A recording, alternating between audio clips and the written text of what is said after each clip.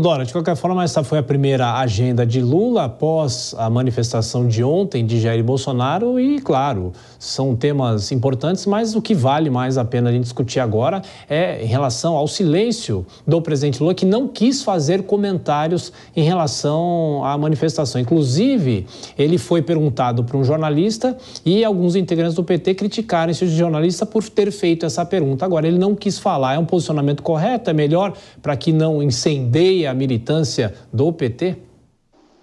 Do ponto de vista dele agora é muito engraçado, né? O pessoal criticar o jornalista por perguntar, que é pago para fazer exatamente isso, perguntar, hora a hora, né? O presidente não responder, vou te falar, acho melhor essa resposta do que a do ministro,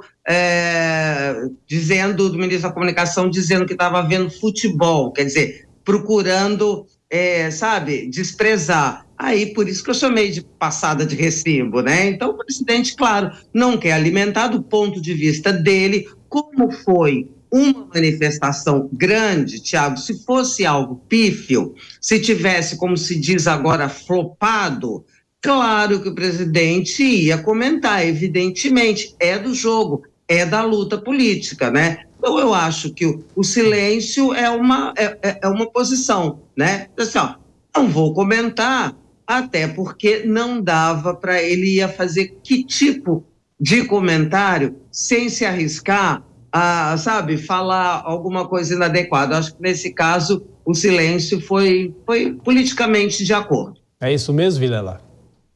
Exatamente. Eu acho que também, por outro lado, o presidente da República não tem que ficar sendo tão seletivo no que vai falar.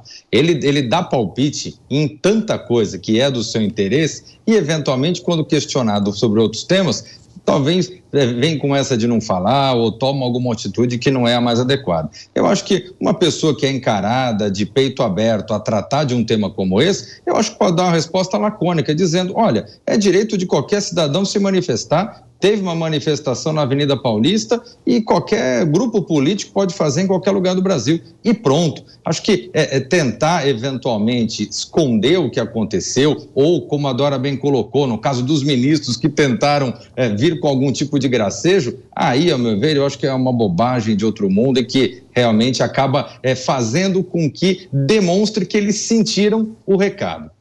Dora, e só acrescentando, você chegou a falar lá atrás sobre o público na Paulista, aqui mesmo na Paulista, inúmeras vezes que a gente acompanha as manifestações, tem essa divisão, os organizadores dão um número, a polícia fala em outro, inclusive, como a gente acompanhou, o pesquisador da USP, Pablo Hortelado, afirmou que foi registrado um número mais alto nos últimos 2 anos, são 185 mil pessoas que estariam na Paulista nesse domingo. Já a Secretaria da Segurança fala em 600 mil.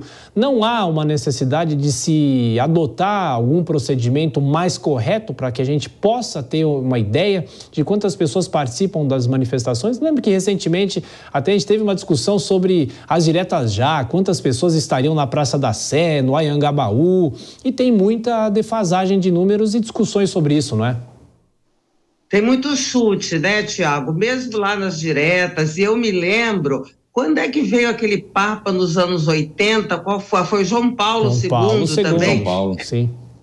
João Paulo II, né? Era tudo um chute, porque era tudo para mais de 1 milhão, aí tem 1,5 milhão e tal. Então eu acho que quando você fala assim, é necessário uma métrica, sim. E eu acho que o Pablo Hortelado, da USP, ele está tentando exatamente fazer isso. Eu vi hoje uma explicação dele detalhada sobre como é que foi a montagem do software, com drones que eles vão lá para Paulista ou para onde estiver a multidão, fazem várias fotos, depois é toda uma coisa científica que eles chegaram a uma margem de erro de 12%, para mais ou para menos. Ainda é uma grande margem de erros, mas é alguma coisa que aponta na direção de se chegar alguma coisa mais de acordo, porque, por favor, esse número da Secretaria de Segurança, por que ele fica assim, esquisito? Primeiro que a Secretaria de Segurança há muito tempo se recusa a dar número exatamente alegando da dificuldade de se ter alguma coisa mais precisa. Segundo, dá um número que é muito aproximado, ou melhor, bate com aquele dos organizadores. Organizadores de qualquer lado, em qualquer situação, tendem a inflar. E mais, o secretário de Segurança Pública e o governador do estado são aliados da pessoa que patrocinou o ato, né? O ex-presidente Jair Bolsonaro. Então, fica assim, uma coisa esquisita que não fica confiável. Então, se tiver, acho que investimento, precisaria mesmo, seria muito interessante um investimento para aperfeiçoar esses sistemas de medição. Se não confia na USP, sei lá, então que o governo do estado invista nisso, mas haveria sim uma necessidade. Porque senão, né, Vilela, isso entra também na discussão política e no fla-flu da política, né? Pois é, mas eu vou dizer uma coisa para vocês. Para mim, esse tema é um tema lateral, porque hoje em dia, talvez na época das diretas, ainda não havia toda essa estrutura de câmeras e drones e isso e aquilo. A quantificação, ela talvez fosse mais importante para que as pessoas pudessem ter essa ideia. Agora, hoje em dia, com essa riqueza de imagens que nós temos, fica evidenciado que foi um grande evento que lotou a Avenida Paulista e que demonstrou a força política do grupo comandado por Jair Bolsonaro. Ao meu ver, o que a gente tem que extrair desse momento são essas informações. Se tinha 200, 300, 500, 1 milhão, ao meu ver, pouco importa. Eu acho que só uma pessoa que tem essa liderança, como Jair Bolsonaro, da mesma forma que no campo da esquerda, uma pessoa como Lula, teriam capacidade de fazer eventos tão prestigiados como esse que foi realizado na Avenida Paulista. E Dora, só mais um ponto, o ex-presidente sai mais fortalecido desse ato, mesmo ele estando inelegível? Ele demonstrou que ainda consegue comandar um grupo grande de eleitores?